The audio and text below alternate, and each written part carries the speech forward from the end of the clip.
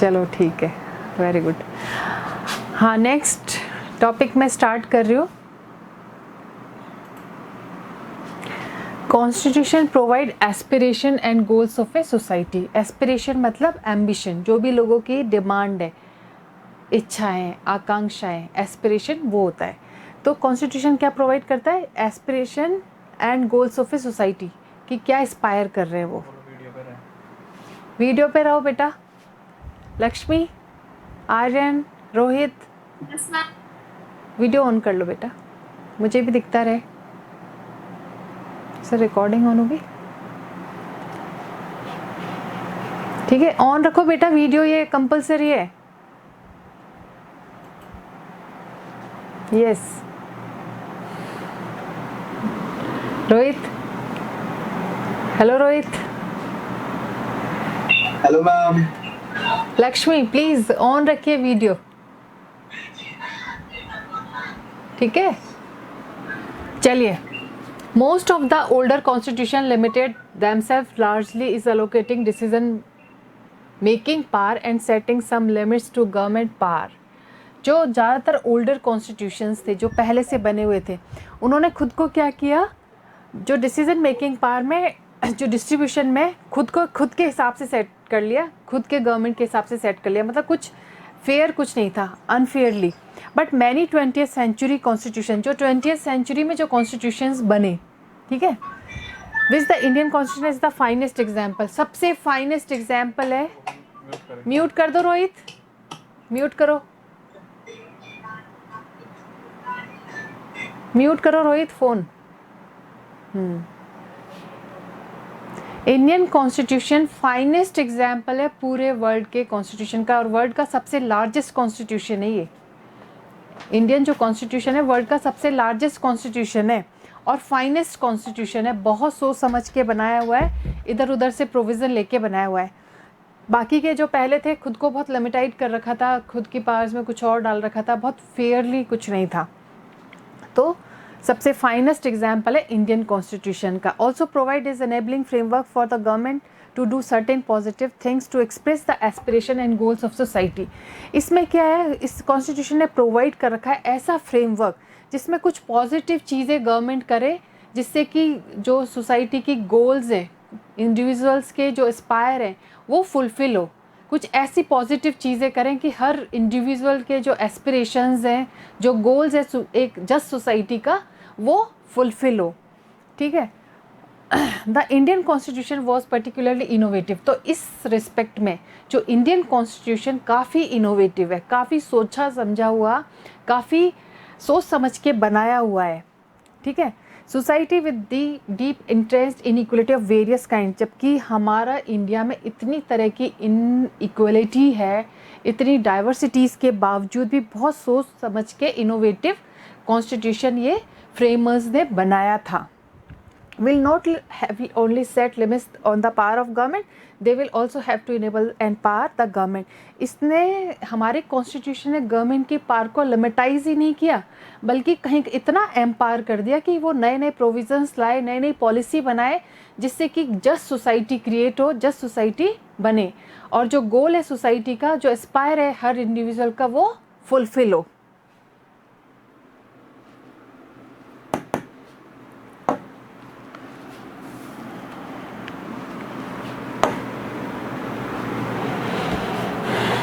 एक रह गया, to take positive measure to overcome inequality और डिप्रीवेशन। और ऐसे गवर्नमेंट ऐसे उनकी पावर पे लिमिटेशंस तो लगा ही दिए, फंडामेंटल राइट प्रोवाइड करके, कि हर इंडिविजुअल को फंडामेंटल राइट प्रोवाइड कराए कि अगर कोई भी हम किसी से भी फंडामेंटल राइट एनक्रोच करता है या स्नैच करता है तो वो सीधे डायरेक्ट कोर्ट में अप्लाई कर सकता है। और पर उसमें ये भी कहा है गवर्नमेंट को, लिमिटेशंस देके उनको एम्पावर भी कर दिया गया है कि कुछ ऐसे पॉजिटिव मेजर्स लाएं जिससे कि जो डेप्रीवेशन है, इनइक्वलिटी है, वो रिड्यूस हो, वो ख़त्म हो पूरी तरीके से। ऐसे ऐसी चीज़ें वो इनोवेटिव करें कि जिससे डेप्रीवेशन है, जो इनइक्वलिटी है, वो धीरे धीरे रिड्यूस हो जाए और ख़त्म हो जाए।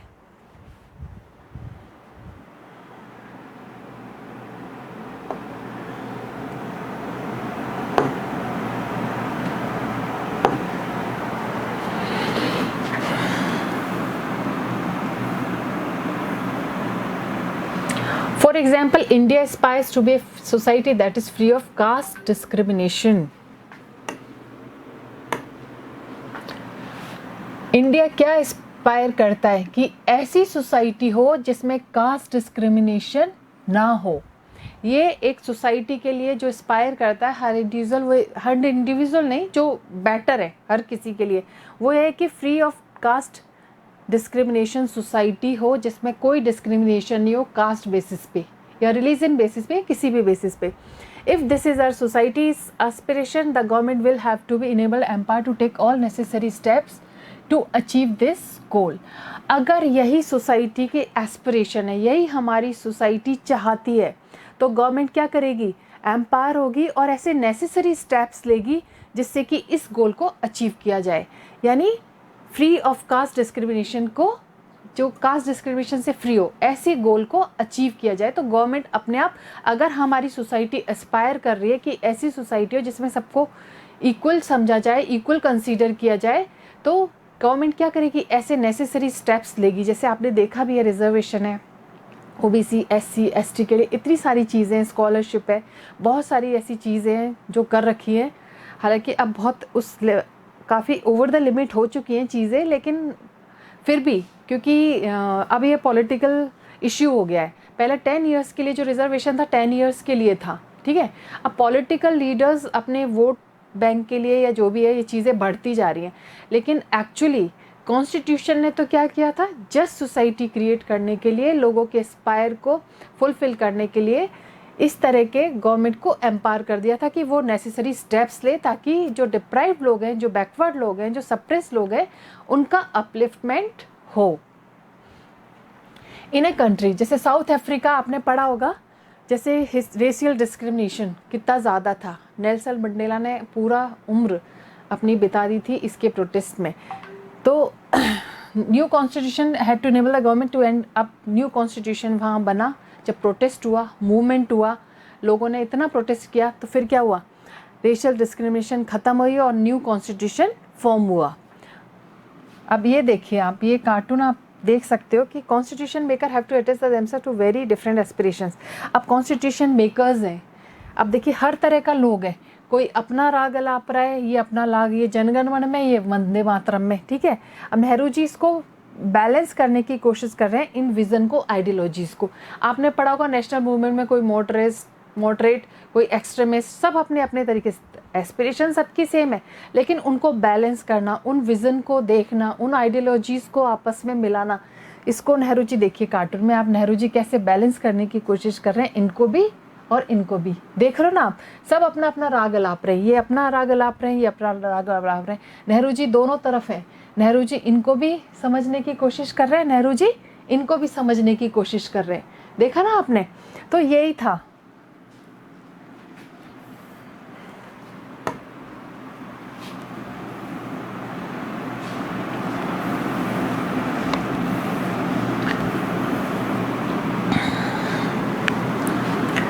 कॉन्स्टिट्यूशन ही है जो एस्पिरेशन ऑफ ए सोसाइटी को एनश्रीन कर सकती है, एस्टेब्लिश कर सकती है, ठीक है।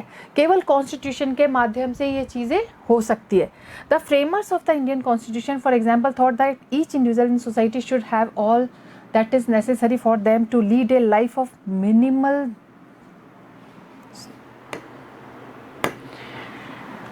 फॉर एग्जाम्पल के लिए, जैसे जो हमारे कॉन्स्टिट्यूशन मेकर्स थे, जो फ्रेमर्स थे, वो चाह रहे थे कि हर इंडिविजुअल, ईच इंडिविजुअल, यानी मैं अगर ये कह देती कि नहीं मेरे परिवार में हमारे बारे में ही सोचो, मेरे हर इंडिविजुअल के बारे में नहीं सोचो, नहीं, ईच इंडिविजुअल को सोच के कि हर इंडिविजुअल को कुछ ऐसे नेसेसरी स्टेप्स लें जिससे कि वो अपनी dignified and social self respect के साथ जिएँ और उसमें मिनिमम मटेरियल वेलबींग हो। मिनिमम जो मटेरियल वेलबींग क्या होता है, आप बता सकते हैं क्या होता है? मिनिमम हमको क्या ज़रूरत पड़ती है भाई, एक एज इंडिविजुअल मान लीजिए हमारे पास कौन है, हम क्या, बहुत लीस्ट से लीस्ट सोचो कि हमें क्या ज़रूरत पड़ती है, जल्दी से बताओ बेटा। रोहित, क्या ज़रूरत पड़ती है? मिनिमल जो मटेरियल वेलबींग है वो क्या होता है? cloth, हाँ, और मैम रोटी कपड़ा मकान। Yes, food cloth and shelter.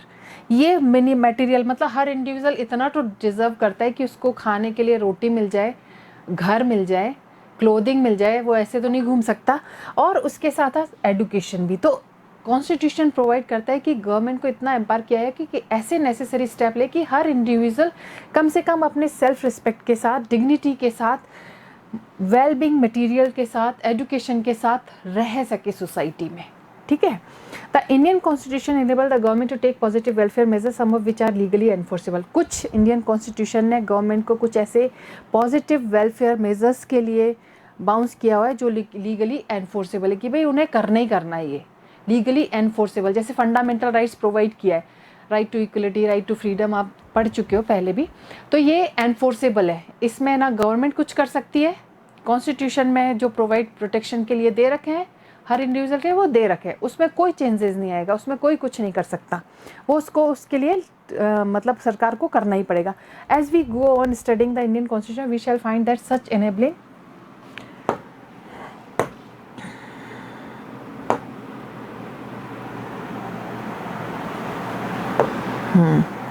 provision have the support the preamble of to our constitution. These provisions are found in the section of fundamental rights.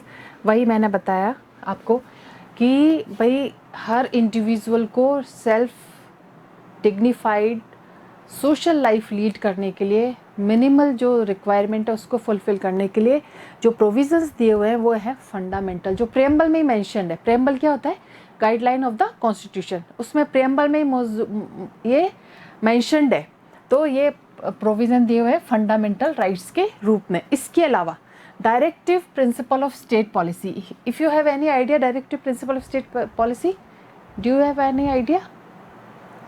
बताओ क्या होता है ये मुझे सब। डायरेक्ट प्रिंसिपल के अंदर वो होता है जैसे कि अगर सोसाइटी के अंदर किसी ने भी एक अपना लीडर चुना है और उसने वादे करे हैं कि जैसे कि हम लीडर बन जाएंगे तो हम आपके लिए ये करेंगे वो करेंगे, लेकिन लीडर बनने के बाद वो अगर हमसे अपना राइट छीनता है या फिर वो चीज़ पूरी नहीं करता डिमांड्स, तो डायरेक्टिव प्रिंसिपल वो उसी यूज़ के अंदर आता है।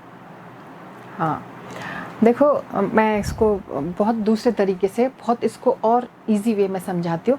एक फंडामेंटल राइट्स हैं, ये तो एनफोर्सेबल है, इनको कोई भी स्नैच नहीं कर सकता, है ना। इन केस ऑफ इमरजेंसी मैंने बताया था सिचुएशंस बहुत क्रिटिकल है, देश में अटैक हो रहा है या प्रेसिडेंट्स रूल इम्पोज हो रहा है, तो उसमें कुछ फंडामेंटल राइट्स आपसे विड्रॉन हो जाते हैं। It depends on the situation. But directive principle of state policy ऐसा है कि हर स्टेट की अपनी एक प्रॉब्लम होती है, ठीक है। हर स्टेट अपनी तरह से कोई सी भी पॉलिसी अडॉप्ट कर सकता है for the welfare of the people. Directive principle of state policy मतलब स्टेट पॉलिसी के प्रिंसिपल, ऐसे सिद्धांत जो कि वो अडॉप्ट कर सकता है अपने स्टेट के डेवलपमेंट के लिए, अपने स्टेट के सिटीजन्स के लिए, पर ये एनफोर्सेबल नहीं है। अगर मैं ये कहूँ कि मैं तो राजस्थान में रह रही हूँ और मैं बैकवर्ड हूँ, मेरे पास ये नहीं है, तो मैं तो कोर्ट में जाऊँगी कि मेरे लिए कोई ऐसी पॉलिसी नहीं आई है, नहीं। ये आपको, ये स्टेट को अपने आप देखना है कि कौन सी ऐसी पॉलिसी अडॉप्ट करे कि ज़्यादातर लोगों के, मेजोरिटी के लिए फ़ायदेमंद हो, फ्रूटफुल हो। समझ गए? स्टेट पॉलिसी क्या हो गई? जो स्टेट को अडॉप्ट करनी है, ठीक है। डायरेक्टिव प्रिंसिपल्स जो क्या है उसको अडॉप्ट करनी है, लेकिन कोई भी क्लेम नहीं कर सकता उसको किसी भी कोर्ट में जाके कि हमारे स्टेट ने ये नहीं किया। और फंडामेंटल राइट्स में तो आप कहीं भी जाके अपने देश के किसी भी कोने में जाके क्लेम कर सकते हो अपने फंडामेंटल राइट्स के अगेंस्ट जाके कि हमारा ये वॉयलेट हो रहा है। लेकिन ये वॉयलेशन कितना भी हो, करे नहीं करे, आप ये एनफोर्सेबल नहीं है, ठीक है। जुडिशरी के द्वारा एनफोर्सेबल नहीं, आप कोर्ट में नहीं जा सकते, सिर्फ इतना अंतर है। समझ आ गया?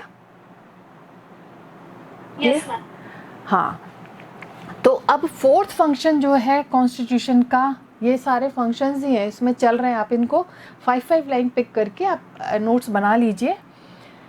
तो फोर्थ फंक्शन कॉन्स्टिट्यूशन का है, enable the government to fulfil the aspiration of a society. Government को ऐसे एम्पावर करना कि वो सोसाइटी के एस्पिरेशन को फुलफिल करे। अब एस्पिरेशन फुलफिल कैसे होएगी?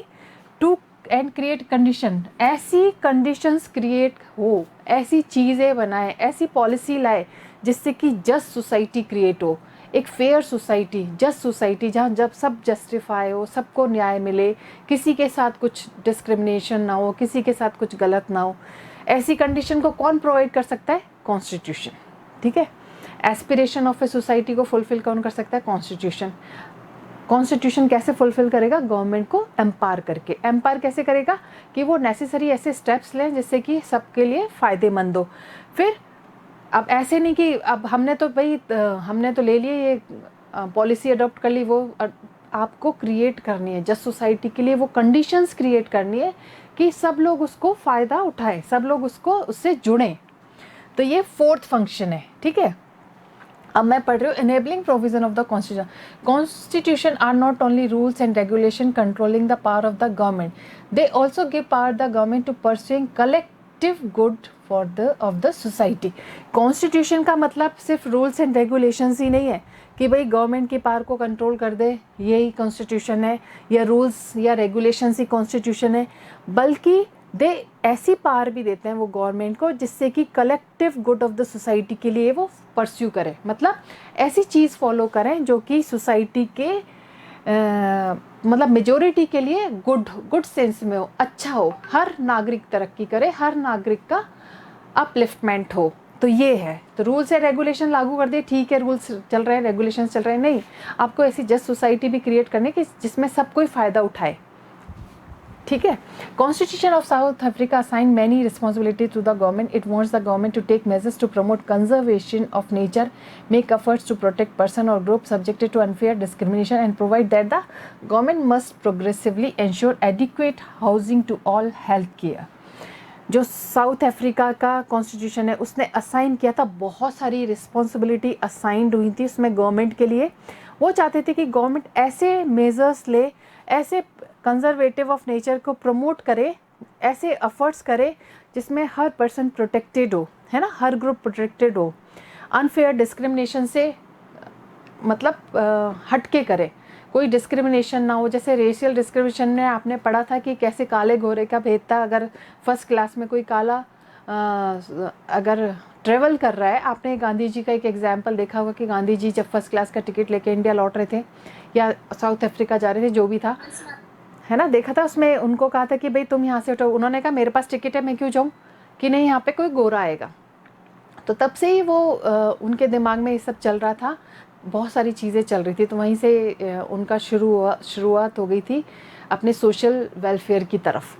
तो इस तरह का वो चाहते थे कि जो साउथ कॉन्स्टिट्यूशन बना था आफ्टर नेशनल मूवमेंट, जब नेशनल मूवमेंट हुआ था, नेल्सन मंडेला को काफ़ी दिनों तक इम्प्रिजन कर दिया गया था, अपनी पूरी होल लाइफ उन्होंने इस प्रोटेस्ट में बिता दी थी। फिर कॉन्स्टिट्यूशन असाइन हुआ था, उसमें रिस्पॉन्सिबिलिटी दी गई थी कि हर पर्सन को प्रोटेक्ट किया जाए और अनफेयर डिस्क्रिमिनेशन से सबको बाहर निकाला जाए, and provide that the government must progressively, और ये भी हो कि गवर्नमेंट प्रोग्रेसिवली ये इंश्योर करे कि एडिक्वेट हाउसिंग टू ऑल, सबके लिए हाउसिंग हो।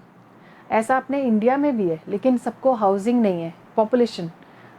पॉपुलेशन की वजह, अपन खैर इस टॉपिक से हट नहीं रहे, हम एक डिबेट और डिस्कशन नहीं करें कि क्या इंडिया में है क्या नहीं, हम तो सिर्फ एक कॉन्स्टिट्यूशन पढ़ रहे कि क्या है उसमें। यह है कि भाई कॉन्स्टिट्यूशन में कि हर किसी को हेल्थ केयर सिस्टम अच्छा हो, सबको हेल्थ मतलब रिलेटेड प्रॉब्लम ना आए, सबको हाउसिंग अलाउड हो, सबको इवन रहने के लिए छत तो हो, शेल्टर तो एटलीस्ट मिनिमल है, ये तो मिलना ही चाहिए।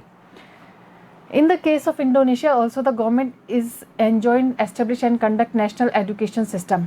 जैसे इंडोनेशिया के केस में गवर्नमेंट ने जो एंजॉयड किया था, एस्टेब्लिश किया था, उसमें नेशनल एजुकेशन सिस्टम को कंडक्ट कराया था। Indonesia constitution ensure that the poor and destitute children will be looked after by the government. Indonesia जो कॉन्स्टिट्यूशन था उसमें ये भी एंश्योर किया गया था कि जो पुअर, गरीब ऐसे बच्चे हैं, उन चिल्ड्रंस को टेक केयर किया जाए गवर्नमेंट के द्वारा, ये कॉन्स्टिट्यूशन में मेंशन्ड था। अब नेक्स्ट टॉपिक है fundamental identity of a people. Next है fundamental identity of a people, मतलब हर लोगों को की अपनी एक पॉलिटिकली, सोशली एक आइडेंटिटी हो, उसकी एक पहचान हो, ऐसे कीड़े मकोड़ों की तरह ना रहे। तो इसी उसमें पढ़ रहे हैं हम। Finally and perhaps even most importantly a constitution express the fundamental identity of a people. सबसे फाइनली और परहैप्स इवन मोस्ट इम्पॉर्टेंट जो है कॉन्स्टिट्यूशन में, वो ये एक्सप्रेस करना है कि हर व्यक्ति को फंडामेंटल आइडेंटिटी मिले, सबकी एक आइडेंटिटी हो, चाहे वो किसी भी ग्रुप का हो, चाहे वो किसी भी कास्ट का हो। This means the people as a collective entity and into being only through the basic constitution. इसका मतलब है कि लोग जो है एक कलेक्टिव एंटिटी है, एक इकाई है ना, और जो कि एक बेसिक कॉन्स्टिट्यूशन के थ्रू ही सब एक इकाई की तरह है। कॉन्स्टिट्यूशन में ये नहीं कि मेरे लिए अलग है, तेरे लिए अलग है, उसके लिए अलग है, इसके लिए अलग है, एक बेसिक इकाई है, एक बेसिक एंटिटी है कॉन्स्टिट्यूशन की। फंडामेंटल आइडेंटिटी सबकी अपनी एक अलग है, इंडिविजुअल लेवल पे है। It is by agreeing a basic set of norms about how are should be government, है ना। ये जो बेसिक सेट ऑफ नॉर्म्स है, इसको एग्री करते हुए कि कैसे गवर्नमेंट को गवर्न करना चाहिए और हु शुड बी गवर्न, और कौन को किसको गवर्न होना चाहिए, कौन तो गवर्न करेगा और किसको गवर्न करना चाहिए।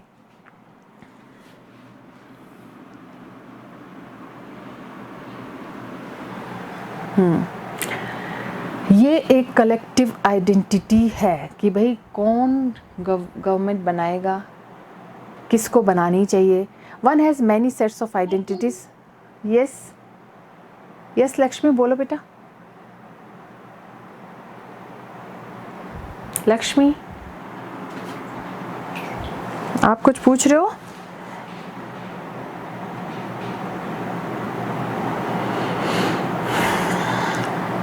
Okay. One has many sets of identities that exist prior to a constitution. एक बहुत सारी आइडेंटिटीज़ हो सकती हैं जो कि कॉन्स्टिट्यूशन के प्रायर को एग्जिस्ट करती हैं, मतलब कॉन्स्टिट्यूशन से अलग है। अब इसको मैं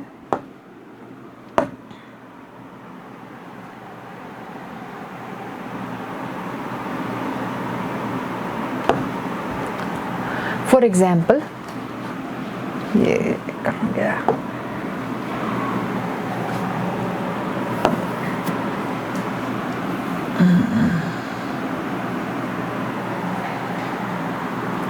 भाई पॉलिटिकल आइडेंटिटी कब क्रिएट होती है? जब बेसिक नॉर्म्स एंड प्रिंसिपल से कोई भी पॉलिटिकल आइडेंटिटी कॉन्स्टिट्यूट होती है। हमारी एक पॉलिटिकल आइडेंटिटी है, मतलब 18 ईयर्स एंड अबव।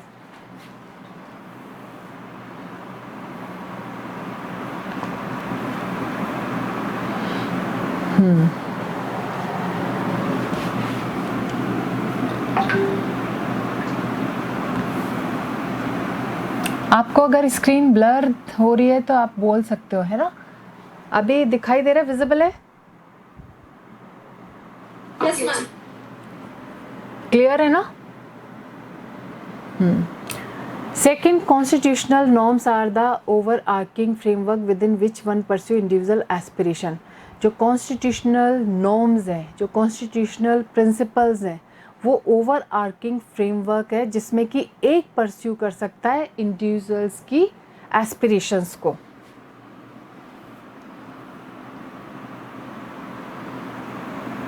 ठीक है, एस्पिरेशंस को और गोल को।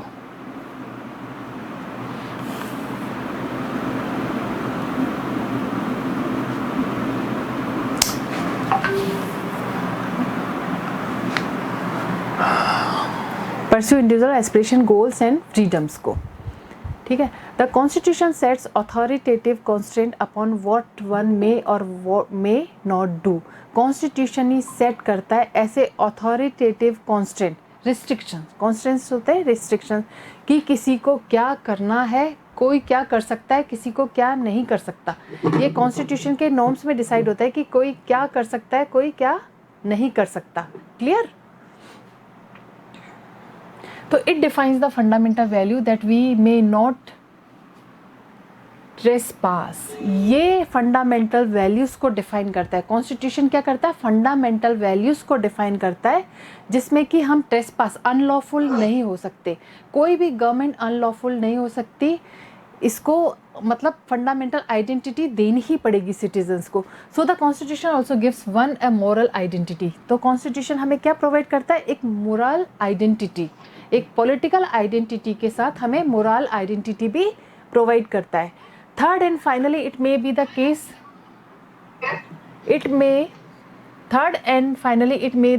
that many basic political and moral values are now shared across different constitution traditions.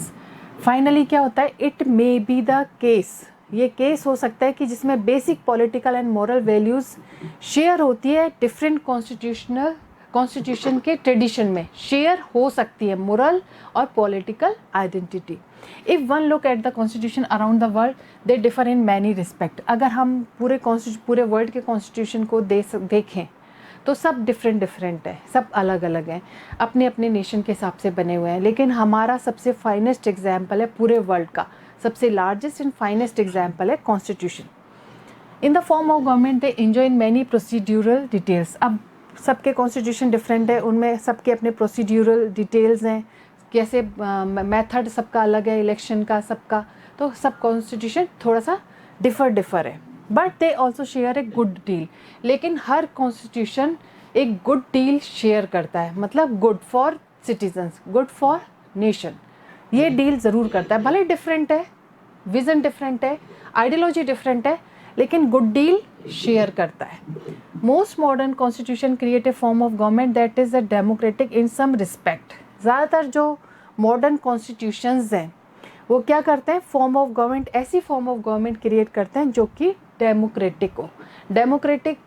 Democracy क्या होता है, जल्दी से बताइए मुझे in a one line, what do you understand by democracy?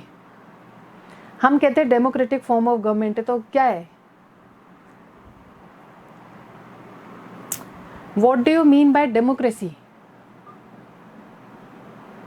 Lakshmi, Rohit, Aryan, please give the answer.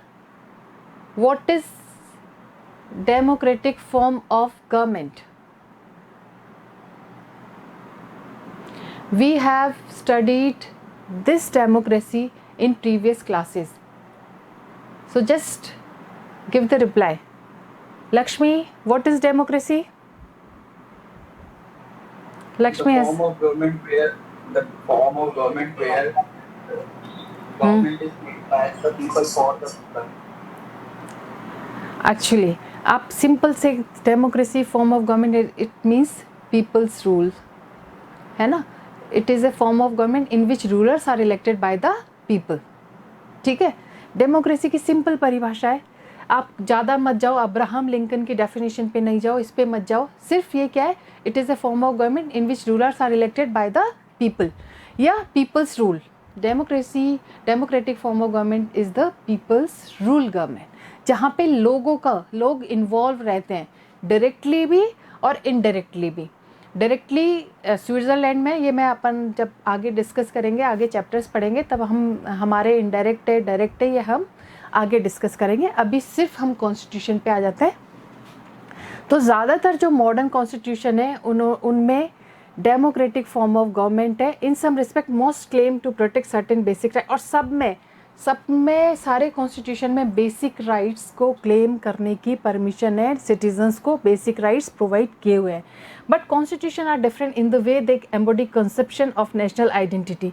अब कॉन्स्टिट्यूशंस डिफरेंट कैसे हैं, हो सकता है कि उनके जो नेशनल आइडेंटिटी के कॉन्सेप्शन थोड़े से डिफरेंट कॉन्सेप्ट हो, डिफरेंट कॉन्सेप्शंस हो। Most nations are an amalgamation of a complex, जो ज़्यादातर नेशन है वो इनसिक्योर, एमलगेशन होता है इनसिक्योर, एक complex set of historical traditions के कॉम्प्लेक्स से इनसिक्योर्ड है ज़्यादातर नेशंस।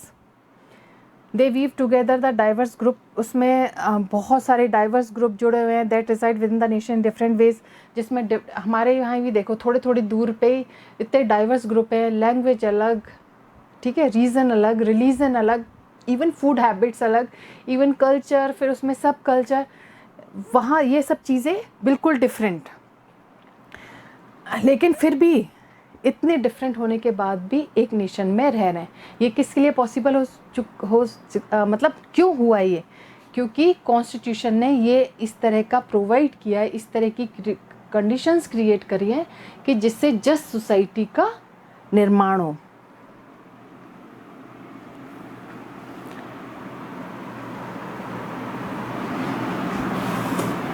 जैसे एग्जाम्पल में दे रखा है, German identity was constituted by being ethically German.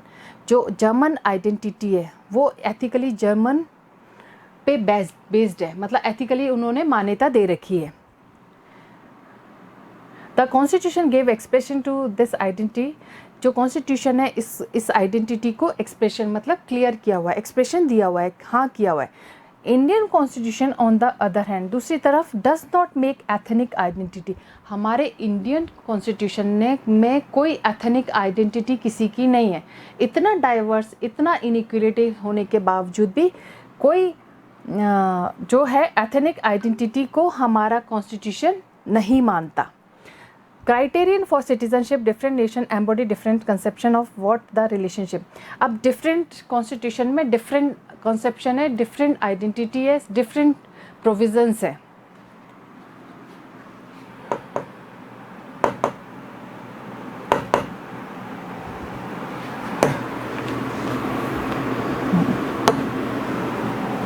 Next topic,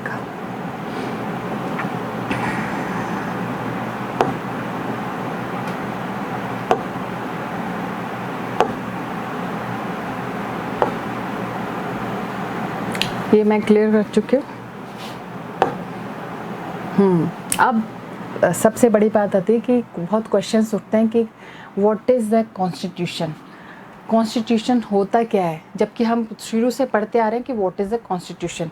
पर बेसिकली इसको बहुत आइडियोलॉजिकली डिस्क्राइब किया हुआ है कि कॉन्स्टिट्यूशन क्या होता है। How effective is a constitution, कि ये कॉन्स्टिट्यूशन कितना इफ़ेक्टिव है, वास्तव में इफ़ेक्टिव है या नहीं। इज़ ए कॉन्स्टिट्यूशन जस्ट, क्या कॉन्स्टिट्यूशन जस्ट है, जस्टिफाई है, ये हम पढ़ेंगे। In most countries constitution is a, ज़्यादातर कंट्रीज में कॉन्स्टिट्यूशन एक कॉम्पैक्ट डॉक्यूमेंट के रूप में that comprises A number of article about the state, जिसमें बहुत सारे आर्टिकल्स एडेड हैं। जब हमारा कॉन्स्टिट्यूशन बना था इनिशियली लेवल पे तो उसमें 395 आर्टिकल्स एडेड थे, मेंशन थे। लेकिन आज अगर आप देखें तो अमेंडमेंट का एक आर्टिकल और था, उसमें अमेंडमेंट कर, तो आज 104 अमेंडमेंट हो चुके हैं। तो कॉन्स्टिट्यूशन ऐसा कॉम्पैक्ट डॉक्यूमेंट था जिसमें बहुत सारे नंबर ऑफ आर्टिकल एडेड थे। About the state, specify how the state is to be constitute and what norms it should follow. इसमें यह था, स्पेसिफाई किया हुआ था कि कैसे स्टेट कॉन्स्टिट्यूट होना है, कौन से नॉर्म्स उनको फॉलो करने हैं। स्टेट का मतलब है गवर्नमेंट, कैसे गवर्नमेंट को कॉन्स्टिट्यूट होना है, कौन से नॉर्म्स गवर्नमेंट को फॉलो करने हैं। When we ask for the constitution of a country we are usually referring to this document. जब कभी हम ये कॉन्स्टिट्यूशन, हमारी कंट्री के कॉन्स्टिट्यूशन के बारे में पूछते हैं तो we usually refer to document. हम डॉक्यूमेंट को देखते हैं कि इस डॉक्यूमेंट में, इस आर्टिकल में, इस प्रोसीजर के थ्रू ये प्रोविज़न दिया हुआ है। आर्टिकल अपन आर्टिकल के बारे में नहीं जाएंगे, वो हम आगे चैप्टर आएगा उसमें। तो पर्टिकुलर हर आर्टिकल में हर प्रोविज़न दिया हुआ है, हर मेथड दिया हुआ है। ठीक है, इसको कंप्लीट करा देती हूँ। अब जैसे यूके है, यूके में जो कॉन्स्टिट्यूशन है अनरिटन है, वो कॉम्पैक्ट डॉक्यूमेंट के रूप में नहीं है। फिर वहाँ पे क्या लॉज नहीं है, वहाँ पे क्या रूल्स नहीं है, वहाँ पे क्या प्रिंसिपल्स नहीं है, वहाँ पे हैं। वो वहाँ पे एक जो मेजर ऑफिशियल्स हैं, राजा रानी, मोनार्ची है, वहाँ पे वो बैठते हैं, वो डिसीज़न लेते हैं। तो अनरिटन है, ऐसा नहीं है बिना रूल्स के चल रहे हैं, बिना रेगुलेशंस के चल रहे हैं, उनके भी रूल्स हैं, लेकिन कॉम्पैक्ट डॉक्यूमेंट के रूप में नहीं है।